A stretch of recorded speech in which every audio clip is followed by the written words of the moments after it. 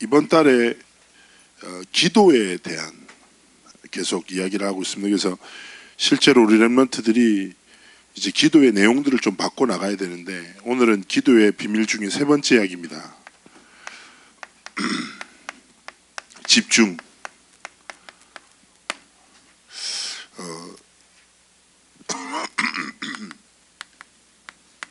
사도행전 2장 1절에서 13절 말씀. 하나님의 언약이 성취되어지는 그런 장면을 담고 있습니다. 자, 우리 렘넌트, 우리는 육신의 몸을 입고 살아갑니다. 그래서 이번 한 주가 어떻게 그렇습니까? 육신의 몸을 입고 학교 가고 밥 먹고 공부하고 놀고 자고, 다 육신의 삶이죠. 어떻게 잘 지냈습니까? 그런데 성경은 우리가 육신의 몸을 입고 살아가지만 영적 존재임을 전하고 있습니다.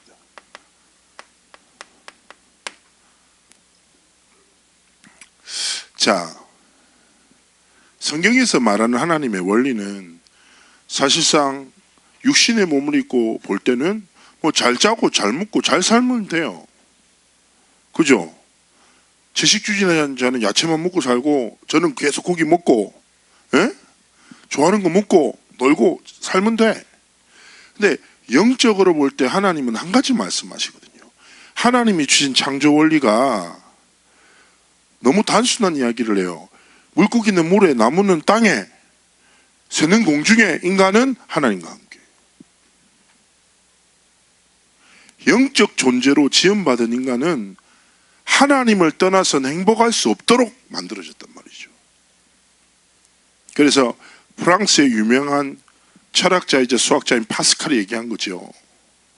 하나님이 인간의 마음에 빈 공간을 만들었고, 이 빈 공간은 하나님이 아닌 다른 것으로 채울 수 없고, 하나님 아닌 다른 것으로 채우려고 하는 것은 목이 마를 때 바닷물을 마시는 것 같다라고 표현합니다. 그런데 중요한 것은 무엇입니까? 눈에 보이지 않는 사단이란 존재가 있습니다. 사단이란 존재는요, 사실상 여러분의 삶에 오직 육신, 여기에 완전히 빠져 살기로 하는 겁니다. 영적 존재라는 사실을 망각하고 영적 사실을 완전히 잊어버린 채 하나님의 살아계신과 하나님의 복음과 아무 상관없이 먹고 살고, 여기에 완전히 빠져서 영적인 것들을 놓치도록 뭐 합니까? 계속 거짓말해요.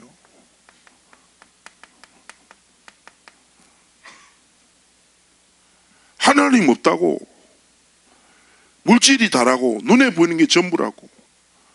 사단의 이름의 특징이 거짓의 아비기도 하지만 이간자예요. 무엇입니까? 사단의 거짓말에 속아 버리는 순간 하나님과의 관계가 멀어지는 거예요. 이간. 렘넌트 여러분 어쩌면 하나님 앞에서 여러분 중요한 생각이 돼요. 이번에 저는 렘넌트 데이 때 류 목사님 딱 말씀드리면서 그 한 줄에 진짜 가슴을 쳤어요. 불신자들은 육신적인 것에 매여 살아간다. 그러나 우리는 영적인 것을 위해서 육신적인 것을 양보하는 사람이라고.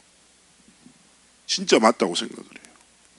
오늘 하나님 앞에서 중요한 결단이 있어야 되는데, 사단이 주는 육신적인 것을 계속 쫓아가다 보면 세 가지 상태를 만나게 됩니다.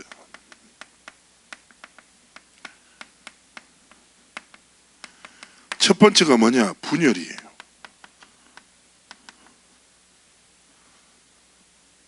렘넌트 여러분, 이 분열의 상태 속에 살아간 사람 많아요.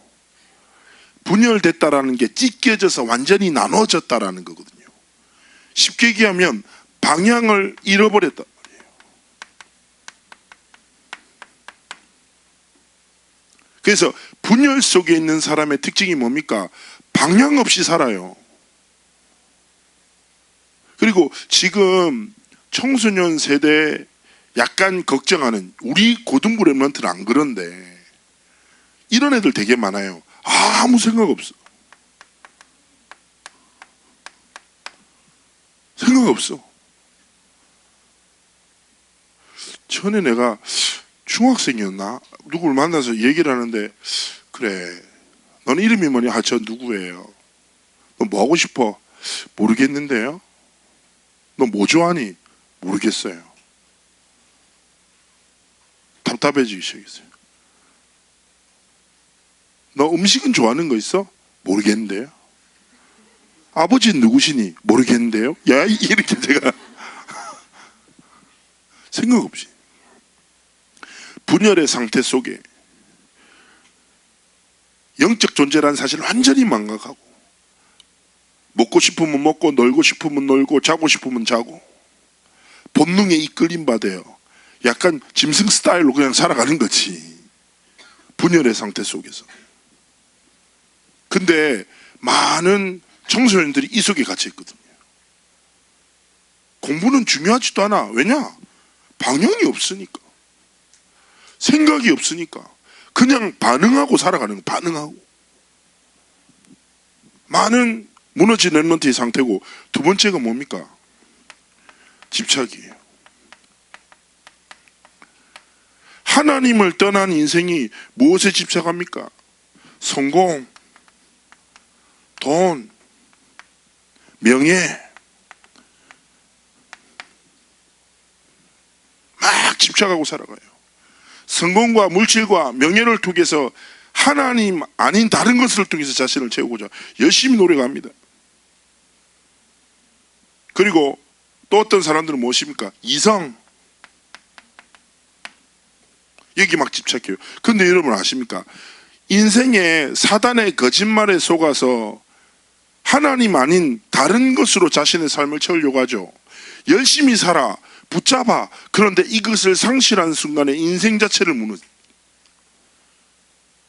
스크루테이프의 편지에 보면, 스크루테이프의 편지라는 책이 C.S. 루이스라는 기독교 변증학자가 쓴 책인데, 이 책의 내용이 굉장히 신선한 게 이거예요. 삼촌 마귀랑 조카 마귀랑 대화 나누는 거예요. 마귀끼리 편지를 주고받아. 그래서 그들의 대적은 예수 그리스도고, 어떻게 하면 세상의 사람들과 그리스도인들을 속이고 멸망에 이끌까를 막 서로 전략적인 걸 서신으로 주고받아. 근데 삼촌 마귀가 이렇게 얘기합니다. 야, 사람들을 실패시키는 일은 아주 쉽다. 그들에게 성공을 쫓게 만들어, 열심히 가지게 만들어, 집착하고 살게 만들어라고. 그들이 성공을 취하는 순간에 그들은 알게 될 거야, 자신이 잃어버린 것들을. 그들은 자기 자신과 건강과 가정을 잃어버렸다는 사실을 알고 남은 인생 동안 자신이 성공을 얻기 위해서 잃어버린 것들을 채우고자 나머지 인생을 허비하다가 죽을 거라고. 사람을 실패시키는 아주 쉬운 길이 뭡니까? 집착 속에 빠뜨리는 거죠.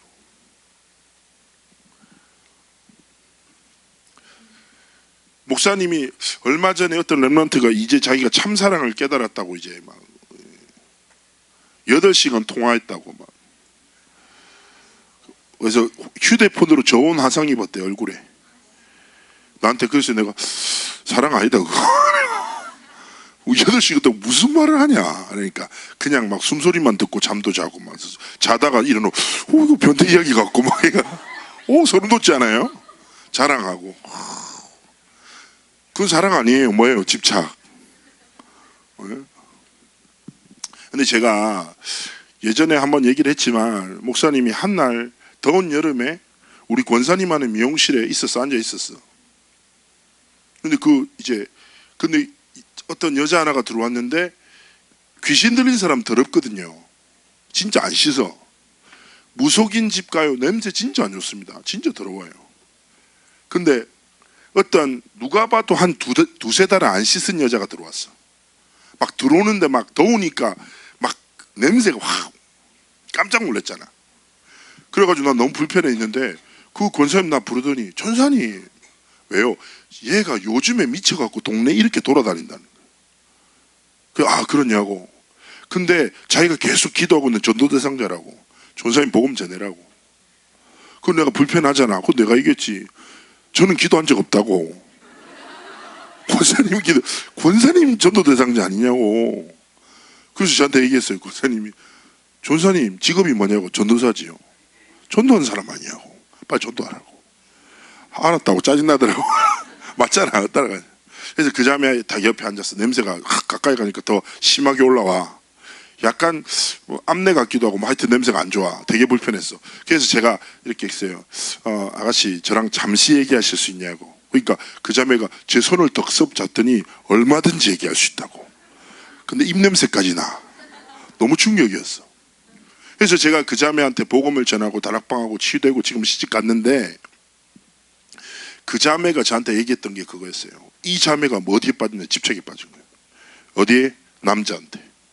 그래서 쉽게 얘기하면 남자가 시험 준비하는 걸 이 여자가 열심히 일해서 밀어주고 생활도 도와주고 식사도 하고 막 공부할 수 있도록 모든 걸 도와준 거지. 근데 이 남자가 시험 붙는 순간에 다른 여자랑 결혼한 거예요. 정말 남자가 그래 살면 안 된다. 그러잖아요. 여자가 너무 화가 나서, 좀 소심한 스타일 있잖아요. 막 말 못하고 너무 화가 나서 그냥 술을 집에서 일주일 동안 계속 술 먹었대.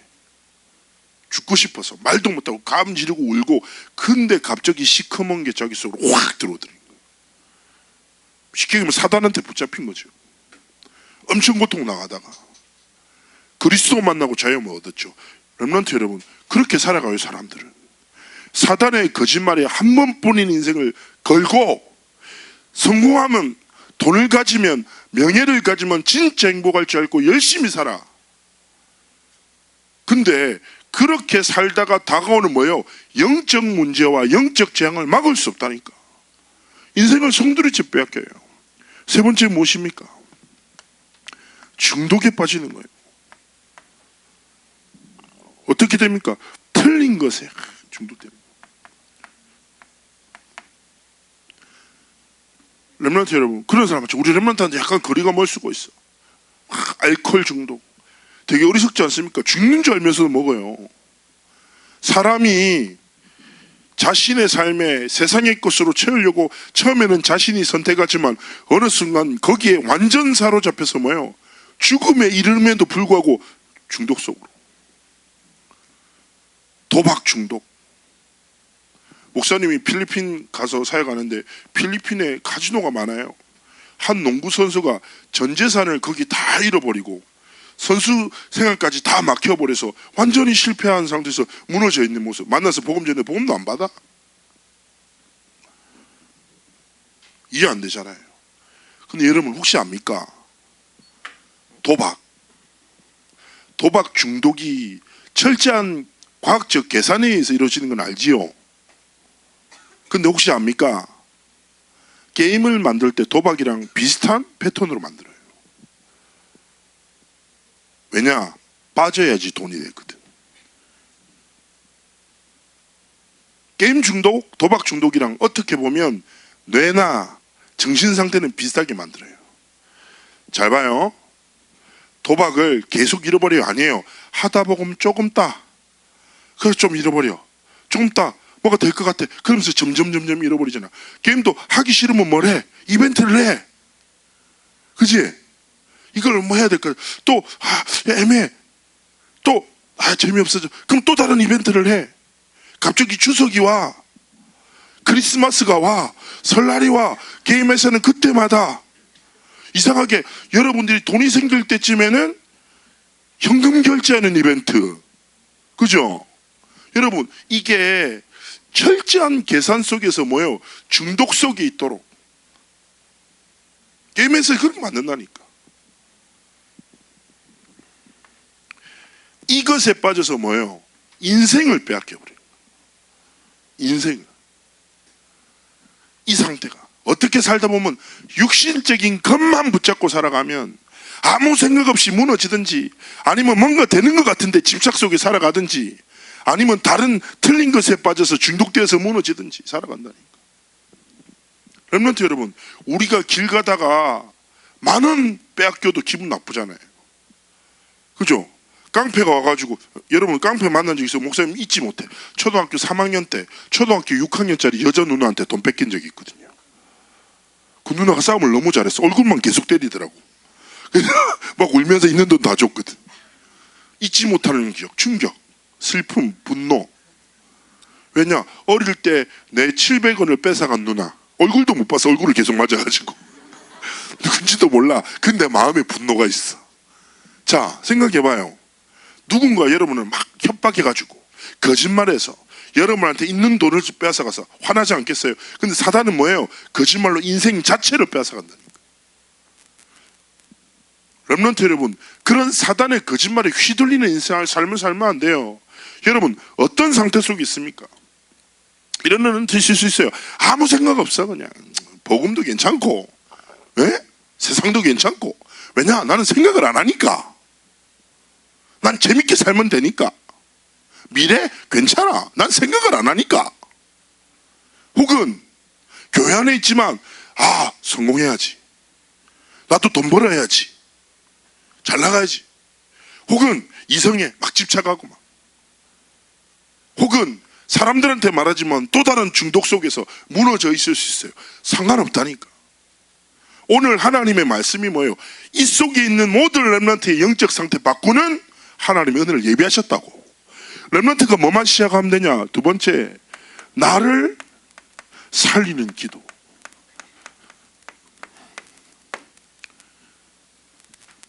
여러분, 이 속에 딱 들어가요.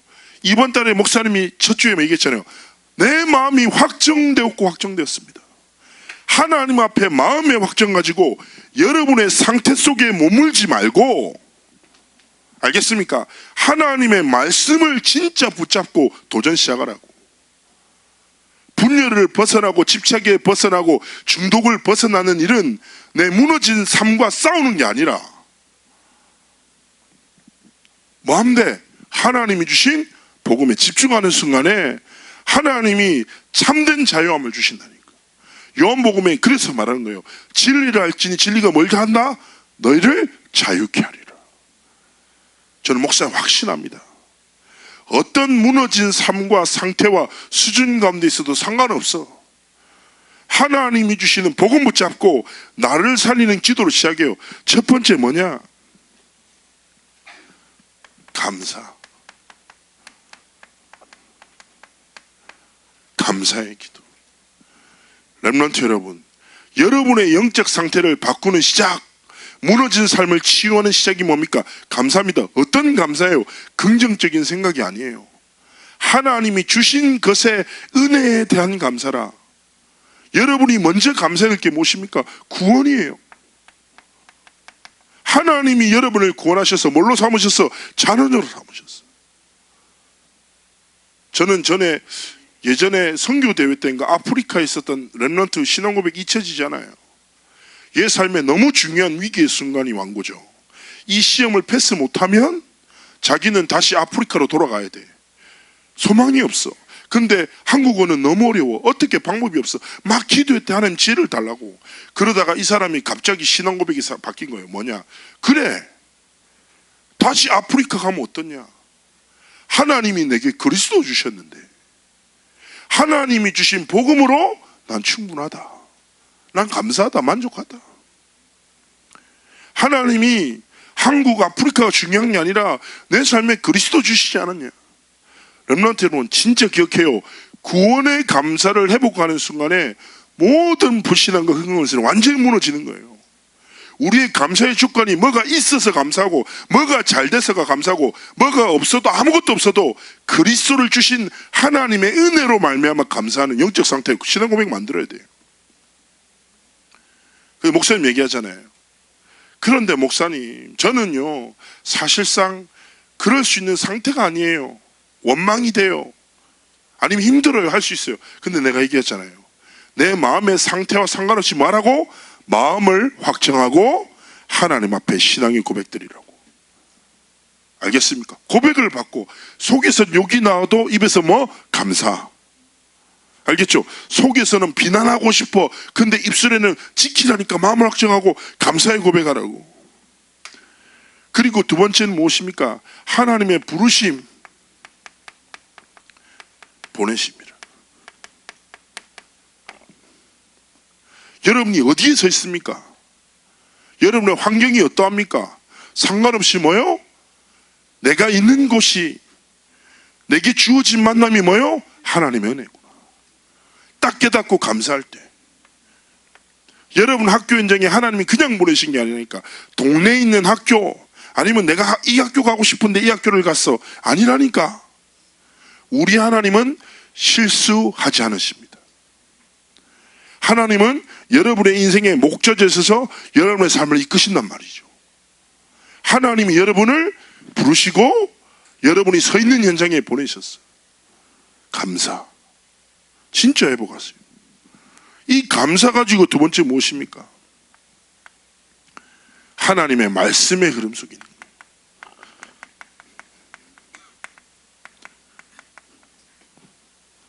믿음의 개념에 대해서 목사님이 설명할게요.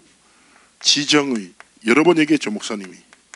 자, 지는 이 믿음은 세 가지 개념인데, 지는 뭐예요? 지식, 정은 감정, 의는 삶이라. 근데 렘넌트들이 어디에 많이 고민하냐? 삶이라. 아, 제 삶이요? 사실은 하나님의 복음과 전혀 상관없이 살아가요. 어떤 렘넌트 이렇게 얘기합니다. 제가요, 막 예배 때 눈물도 안 나고 감사도 안 나오고 그냥 냉랭하고 내 감정 자체가 막 하나님께 움직이지 않아요. 난 메말라 버렸어요. 대부분 렘넌트들이 고민한 게 뭐냐? 자신의 감정. 쉽게 얘기하면 예배 드렸는데 은혜가 되는지 막 감동 찌릿찌릿한 게 없어. 혹은 6일간 삶을 하나님과 아무 상관없이 살아. 그런데 여러분 생각해 보세요. 믿음의 가장 중요한 지점은 감정이나 삶이 아니라 지식, 알미예요. 왜냐? 사랑과의 관계를 생각해 봅시다. 여러분, 알아야 사랑하잖아. 모르는데 사랑할 수 있어요. 믿음이라는 것은 들음에서 나요. 알아야 믿지. 알아야 사랑하지. 사랑하면 그의 삶은 그 기류에 있게 되는 거예요. 인생은 사랑하는 것을 따라 살아요. 렘넌트 여러분, 말씀의 흐름, 여러분의 모든 것을 뒤바꿉니다. 그래서 여러분의 기도도 뭐가 돼야 돼요? 말씀이 돼야 돼요. 여러분의 삶의 방향도 뭐요? 말씀. 선택의 기준도 뭐요? 말씀. 왜냐? 하나님이 곧 말씀이시고 하나님이 역사하시는 방법이 말씀이니까 내 기도도 말씀.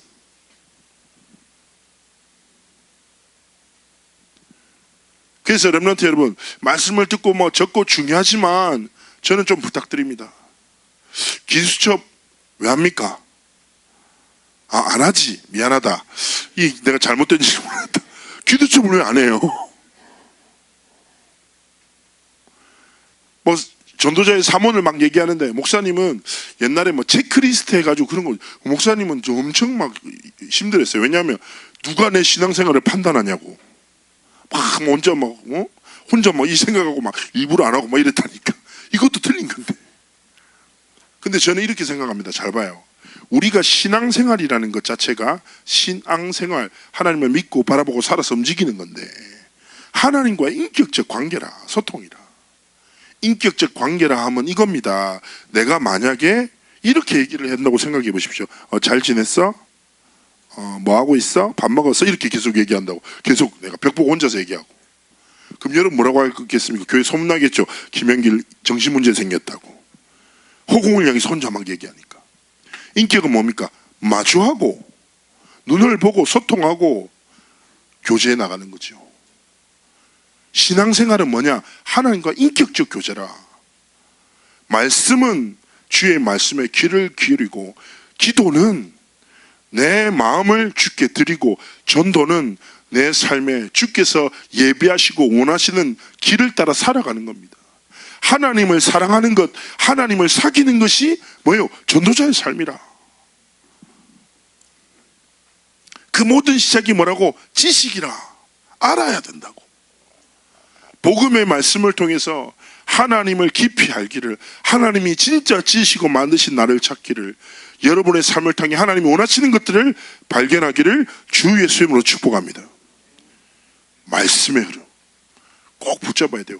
세 번째가 뭐냐? 집중이라. 오늘 나오는 렘넌트 여러분, 집중이란 말이 뭐냐? 국어적 사전으로요, 한 가지 일에 모든 힘을 쏟아붓는 게 집중이에요. 한 가지 일에. 사단의 것에 분열, 집착, 중독될 것이 아니라 하나님이 주신 것에 모든 힘을 쏟아붓는 것. 올인 하는 거죠. 그런데 제가 이제 성경을 쭉 찾아보다가 집중이라는 단어는 성경에 나오지 않아요. 근데 목사님이 집중의 의미를 담고 있는 히브리어를 찾았어요. 그 단어가 뭐냐? 이 단어예요. 샤마. 샤마라는 단어가 그나마 집중을 표현하는데, 이 단어의 뜻이 뭐냐? 청종하다예요.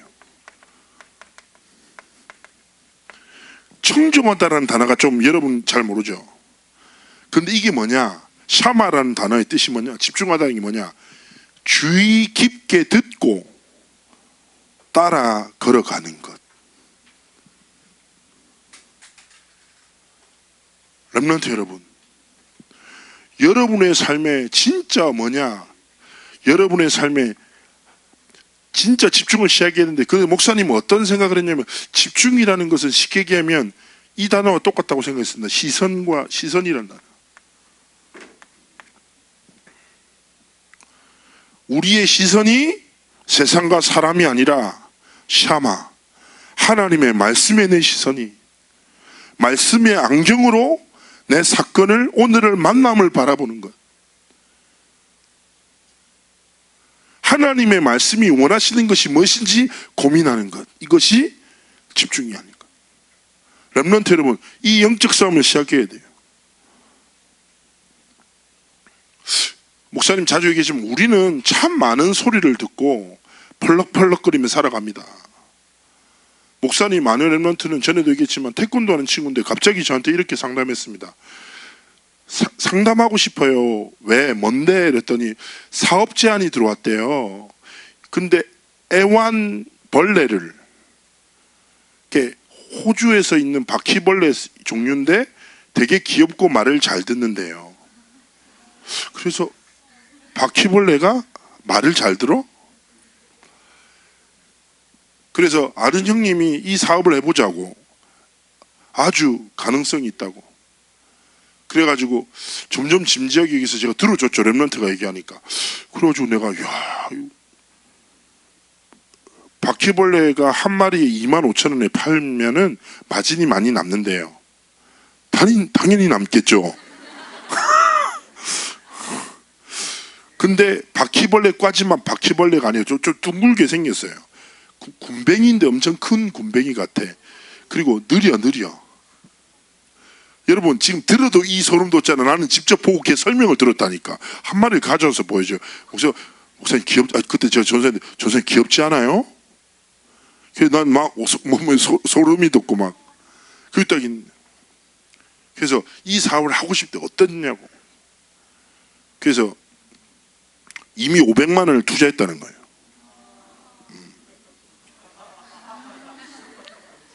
바퀴벌레를 500만 원 주고 샀대.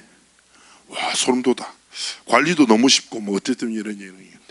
그래서 제가 너무 답답한 거예요. 뭘 할 수도. 그래서 내가 그냥 이제 그때 이제 언약여정팀 모일 때인가 그때 했는데 제가 손들었어요. 혹시 예배 전에 제가 얘기했어요. 혹시 얘 얘기하면 제가 부끄러우니까 내가 애완벌레 사업을 하려고 한다. 내가 귀여운 바퀴벌레를 25,000원에 팔 테니까 살 사람이라니까. 나보고 나가라고 애들이. 여자애들이. 걔가 그 딱 보더니 되게 땅을 치고 통곡하고 힘들어하더니 500만 원은 바퀴벌레와 함께 사라졌습니다. 자, 제가 그거 들으면서 어떤 생각이 드냐면, 야, 바보 아이가. 상식적으로 생각해도 거짓말인데 어떻게 그런 사람의 거짓말에 속아서 삶의 시선을 빼앗겨버릴까? 안타깝더라고요. 렘넌트 여러분, 하나님이 여러분에게 무엇에 집중하기를 원하십니까? 절대 주권자 대신 하나님의 말씀, 살아 역사하고 성취되어지는 하나님의 말씀에 뭐요? 여러분의 삶의 시선을. 말씀으로 나도 보고, 우리 랩런트 중에서 자존감 낮은 랩런트 있죠. 난 잘하는 것도 없어, 나는 아무것도 아니야. 아니라니까. 말씀 안에서 진짜 나를 찾아야 된다고요. 목사님도 고등학교 때 정체성에 대한 혼란이 많았어요. 나는 아무것도 아닌 것 같고 중요하지도 않은 것 같고 나는 왜 이렇게 점점 커질까? 되게 고민됐다니까. 우리 엄마도 한번 얘기했다니까. 형기라, 내가 너를 낳았지만 이렇게 클지는 몰랐다. 여러분, 제가 중학교 1학년 때, 중학교 3학년 때 1년 동안 14cm가 컸어요. 1년 만에. 한 달에 1cm씩 계속 큰 거지. 와가 아니야. 좋은 게 하나도 없어. 유 목사님 말씀이 성취되고 있어요. 무릎이랑 허리가 안 좋아. 목도 안 좋고. 긴 게 쓸모가 없다니까. 자, 나는 그랬다니까. 근데 목사님이 진짜 정체성 찾은 게 뭡니까? 하나님의 말씀에 집중하다 보니까 내 눈이 바뀌어. 내 삶을 올바르게 이해하게 돼. 내 상처가 하나님의 은혜임을 발견하게 돼. 난 뭐 했다고? 말씀에 집중했다. 그러니까. 더 이상 사단의 분열과 집착과 중독의 삶을 내던지지 말고 하나님의 말씀에 집중할 때 하나님이 뭐예요? 모든 것을 회복하신다고. 이거 뭐 진짜 이거 뭐예요? 여러분의 삶에 집중하는 여러분의 삶의 시간이 필요한 거예요. 딱 이거 가지고 뭐 시작하게 됩니까? 집중의 방향이 있어요. 첫 번째, 렘넌트 여러분, 이게 뭐냐? 여러분의 삶의 시선이자 그 도박에 보면 이런 말이 있어요. 못 먹어도 고! 이런 게 있어요. 안 좋은 거야. 화투에서 하는 말인데. 저는 그렇게 생각해요. 하나님 앞에 앞뒤 보지 말고 인생 걸어야 돼요. 올인해야 돼. 뭡니까? 138이라. 그리스도. 하나님, 내가 어디서 뭘 하든지 예수 믿고 살고 예수 전하고 자랑하는 삶을 살겠습니다. 3. 하나님의 나라. 하나님, 내 인생에 내 시선이 이 땅 가운데 하나님의 나라가 이루어지고, 그리고 내 인생의 미래가 어디 있어요? 하나님 나라 천국에 있는 거죠. 세상에서 작은 자일 수 있습니다. 그러나 하나님 나라 앞에서 큰 자로 살아요. 사람의 인정을 못 받을 수 있어요. 그러나 하나님의 인정받는 삶을 살아요. 하나님이 쓰시는 삶을 살아요. 누구를 쓰십니까? 하나님의 나라를 꿈꾸고 이 땅 가운데 일어나갈 자를. 그리스도와 하나님 나라를 방향으로 잡은 자의 삶은 뭡니까? 오직 성령을 힘입어 살아가는 거지요. 이 말씀 끝없이 듣잖아요. 자주 듣잖아요. 이게 뭐예요? 여러분의 삶의 시선이 돼야 된다고. 한번 진짜 해봐요. 내 아는 랩런트는 바퀴벌레에도 500만 원 걸었어. 에? 여러분, 한 번 버린 인생 진짜 하나님의 언약에 딱 걸고. 두 번째 뭐예요? 이걸 가지고 여러분의 진짜 이게 시작돼요. 집중의 시간이 필요한 거죠. 시간.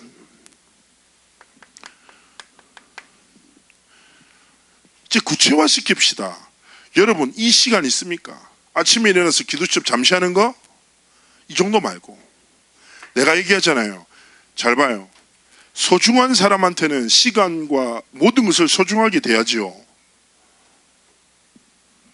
자, 여러분의 삶의 일주일간 내 하나님께 집중하는 시간을 구별하세요. 이렇게 고백합니다. 하나님, 내 일주일의 삶 속에 수요일 날 밤 10시, 11시까지 1시간은 오직 하나님의 시간입니다. 핸드폰도 끄고 진짜 말씀 딱 듣고 정리하고 집중하는 시간 한번 가져봐요. 렘넌트 여러분, 혹시 압니까? 혹시나 여러분 오가면서 학교 시간 말죠, 길죠? 그러면 네이버에 검색하면 여러분이 그래도 담임 목사는 아니지, 담당 목사잖아요. 제가 오늘 위험한 말을 했네. 죄송한데 이거 편집 좀 해주세요. 내가 위험해질 수 있어. 저는 낮고 낮은 부목사 중에 담당 목사예요. 제가 잘못 말했는데. 자, 목사님이 2003년도부터 한 게 있어. 김영길의 힘. 네이버에 검색해 보라니까. 예? 네이버에 검색하면 나와요. 찬양방송 1시간짜리. 처음 듣는 랩런트도 있을 거예요. 이게 뭐냐? 1시간 동안 찬양 라디오처럼 틀어주고 주일 강단 말씀 짧게 포럼해요. 이거 사람들 은근히 많이 들어요. 여러분만 안 듣고 살아. 알겠죠? 그 1시간 학교 갈 때 말씀 딱 정리해주고 찬양 딱 가지고. 여러분, 복음을 들으면 복음이 내 삶의 모든 것을 변화시켜요. 시작하라니까. 그래서 주일 강단 말씀 듣는 시간, 오가면서 찬양을 통해서 하나님께 집중하는 시간. 그리고 목사님 얘기하잖아요. 시작을 바꾸라고. 하루의 끝과 시작을 다 모든 걸 시작할 때 명확하게 하나님 앞에서 시선을 딱. 이때 무엇입니까?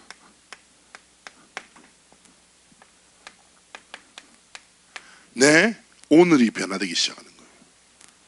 렘넌트 여러분, 목사님이 신앙생활하면서 참 감사하고 느끼는 게 뭐냐면, 목사님이 아무리 생각해봐도 내 인생의 과거를 돌이켜볼 때 하나님 앞에 이쁨 받을 행동을 많이 안 했어.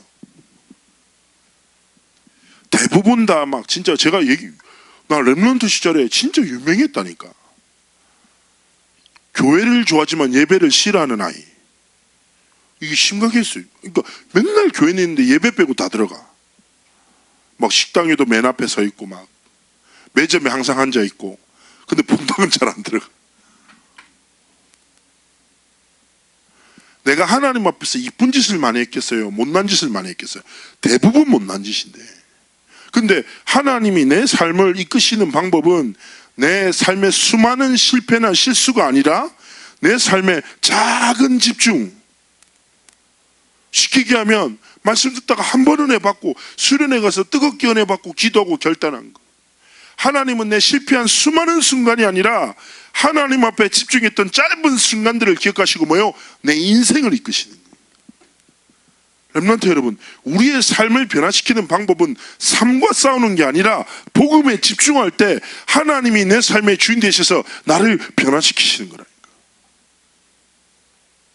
진짜 가져보라고요. 우리가 지나가는 사람의 말도 잘 듣잖아요. 에? 그 말에 시간도 쓰고 여러 가지 속잖아요. 영원한 하나님의 말씀에 한번 여러분의 삶을 들여보라니까. 그리고 결국 무엇입니까? 네 번째, 우리의 삶의 방향은 이 언약 붙잡고 어디를 향해요? 237 하나님이 이뤄나가실 세계복음화를 향해. 고등부 우리 사랑하는 렘넌트 여러분 너무 이쁘게 잘 컸어. 너무 이쁘게 잘 컸어.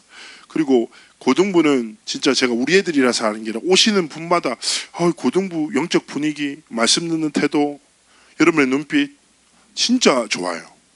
제가 말씀 전하면서도 진짜 편안해. 여러분의 영적 상태가 많이 안정되고 있거든. 간혹 가다가 딴짓하는 애가 있어. 상관없어. 치유될 거라. 저는 목사님 확신하거든요. 너무 감사해. 진짜 감사해. 근데 목사님이 여러분을 위해서 계속 기도하는 것은 뭐냐? 저는 목사님 자주 얘기하잖아요. 나는 이 길에 있을 거라니까. 목사님은 죽을 때까지. 목사님의 기도 제목은 시편 71편 18절. 하나님, 내가 늙어 백발이 될 때도 나를 버리지 마시고. 이게 무슨 말이에요? 하나님, 나를 끝까지 사용해 달라고. 내 죽는 순간까지 하나님 사용해 달라고. 하나님 앞에 나 이 길을 걸어갈 거라니까.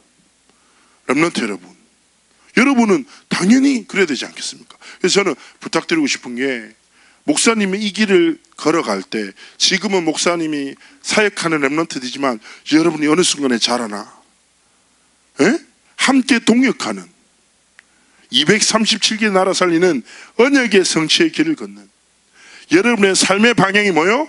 이거다. 믿음에 한번 결단해 보세요. 하나님 역사 시작하실 거예요.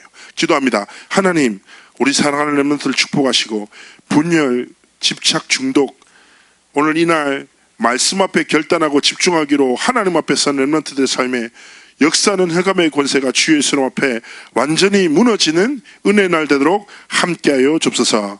말씀으로 이끄시고 치유하시며 하나님의 서밋들로 성장시켜 나가실 줄 믿습니다. 함께하여 줍소서. 감사드리며 살아계신 주 예수 그리스도의 이름으로 기도합나이다. 아멘.